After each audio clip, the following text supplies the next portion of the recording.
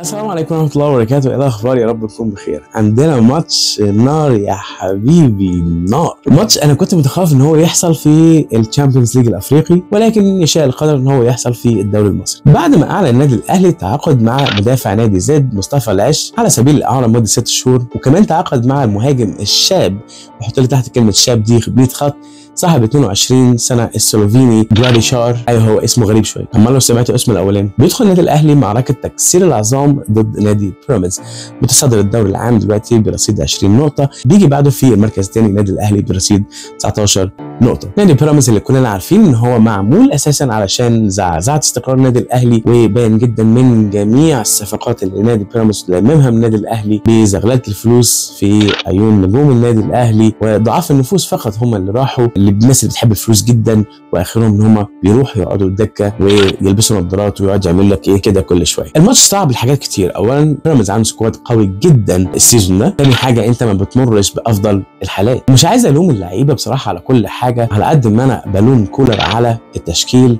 وخطه اللعب والخربطه اللي بيعملها في التغييرات. وكنت قلت في اكتر من فيديو قبل كده ان كولر مسؤول بنسبه 100% عن تراجع مستوى اللاعبين وعدم الاداء بشكل كويس في المباريات. وكمان برضو النظريه بتاعتي كانت بتقول ان النادي الاهلي او لعيبه النادي الاهلي بصفه خاصه فقدت الروح، او خلينا نقول باللغه العاميه كده زهقت من كولر. ولذلك في ظل المستوى المتذبذب اللي النادي الاهلي بيعيشه، المباراه مش هتكون سهله تماما.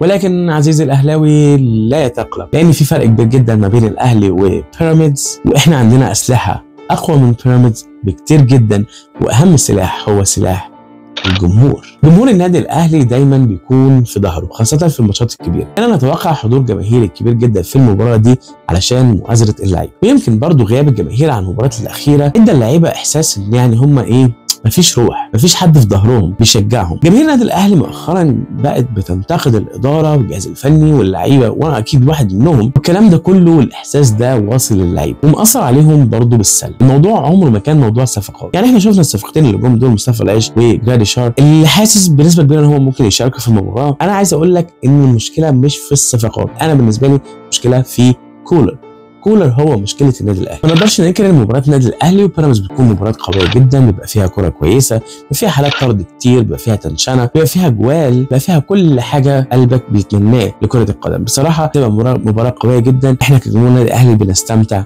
بيها، بنحب احنا نلعب قدام الفرق القويه اللي بتلعب لعب مفتوح، بتروح تهاجم ويتهاجم الكلام ده كله. انما الفرق اللي بتروح بقى ترص لك الاتوبيس قدام ال 18، الماتش بقى فيري بورين. يعني بصراحه لعيبه النادي الاهلي ما بتحبش الكلام ده، لعيبه النادي الاهلي بتحب المساحات، بتحب اللعب المفتوح، بتحب الهجمات، بتحب العرضيات، بتحب كره القدم، لان هي دي كره القدم. وانا ان شاء الله رب العالمين متوقع ان النادي الاهلي هيعمل ماتش عالي جدا، وبكره تشوف. بص، اهم ما يميز فريق بيراميدز ان هو عنده سكواد تقيل، يعني عنده لعيبه عاليه جدا في جميع المراكز. ولكن احنا النهارده هنعمل فوكس على الجانب الهجومي لفريق بيراميدز، وخاصه الاربعه دول. بس الميلي المميز جدا بضربات الراس والسرعه والقوه البدنيه. عندك مصطفى فتحي المهاري جدا. مصطفى فتحي على فكره واحد من الناس اللي انا كنت بتمنى ان انا اشوفهم في النادي الاهلي حقيقي بصراحه. وعندك ناحيه الشمال ابراهيم عادل المطلوب من ختافي الاسباني، وتحتهم اوقات كتير بيبقى فيه يا اما رمضان صبحي بيبدا،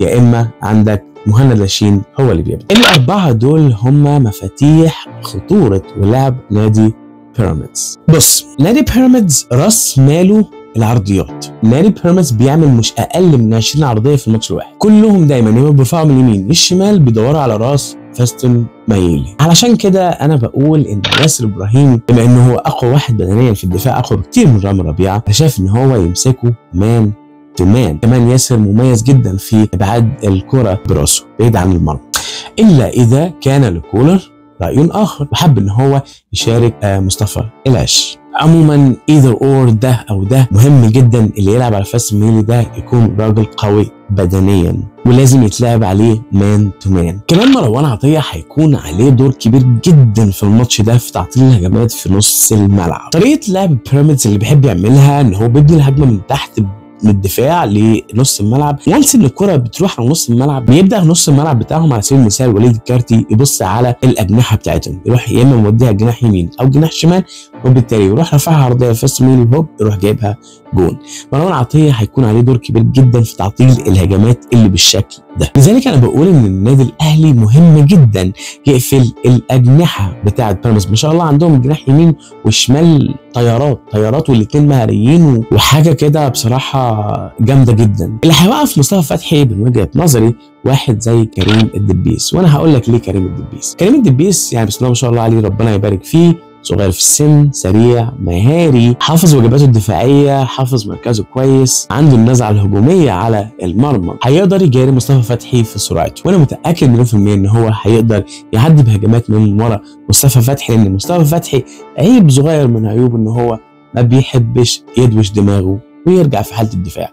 في حالة خروج الدبيس هيكون عندك رامي ربيعة بيغطي المكان بتاعه اللي هو ناحية الشمال، كمان واحد نص الملعب هيميل ناحية الشمال شوية علشان يقفل برضه على مصطفى فتحي في حالة ان الكرة ردت علينا وكريم الدبيس لسه في نص ملعب بيراميدز. يبقى انت عندك هنا رامي ربيعة، بس يا ترى نص ملعب تاني مين اللي يقدر يوقف واحد زي مصطفى فتحي؟ هنا احنا هنستعين بابننا كوكا هو اللي هيلعب جنب مروان عطيه، عشان كوكا يلم شويه ناحيه كريم الدبيس، مروان عطيه يلم من ناحيه اليمين شويه مع باقي السكواد اللي هنقول عليه كمان شويه. اما بقى الكينج المتالق مؤخرا امام عاشور، ده وقت امام عاشور ان هو يلعب في نص الملعب زي ما هو رقم 8. الهجمه لازم تبدا من عند امام عاشور، ومعنى الكلام ده ان رامي ربيعه لازم يبطل الكور البالونه اللي بيعملها من ورا الدفاع. يبقى امام عاشور يمسك الكوره. امام عاشور ما شاء الله عليه مهاري، عينه حلوه في الملعب، بيعمل سكاننج حلو جدا. بص على الاطراف بتاعتنا، هتيجي تقول لي مين بقى الاطراف ما دام امام هيلعب في النص؟ ده سؤال وجيه. لو جيت سالتني يا صديقي العزيز هتيجي تقول لي الطرف اليمين او الرايت وينجر عندنا. طبعا احنا متعودين على حسين الشحات، ولكن في التشكيله بتاعت النهارده انا مش هحط حسين الشحات خالص، انا هحط محمد عبد الله الناشئ صاحب 19 او 20 سنه، عامل فورمه هايله جدا. محمد عبد الله لو اخذ الفرصه هيقعد حسين الشحات دكه، وكمان هو اشول ودي هتبقى عدلته. محمد لسه صغير، مهاري، سريع، عينه حلوه، وبيرفع اوفرات جميله. طيب ما دام حطينا محمد عبد الله في ناحيه الرايت وينجر، امال مين اللي هيروح في ناحيه الليفت وينجر؟ وده برضه سؤال وجيه. من وجهه نظري بقى المتواضعه جدا، احنا هنمسك حسين الشحات وناخده نحطه في الليفت وينجر، على الاقل دي عدلته. حسين الشحات بيحب يدخل جدا، بيكسر على 18 وبيركن في البعيده، دي لعبه حسين الشحات. بشرط ان انت تقول لحسين الشحات نبطل انانيه، نبطل حنكشه في الكوره، نلعب مع زمايلنا، نلعب السهل زي ماتش اتحاد جده كده.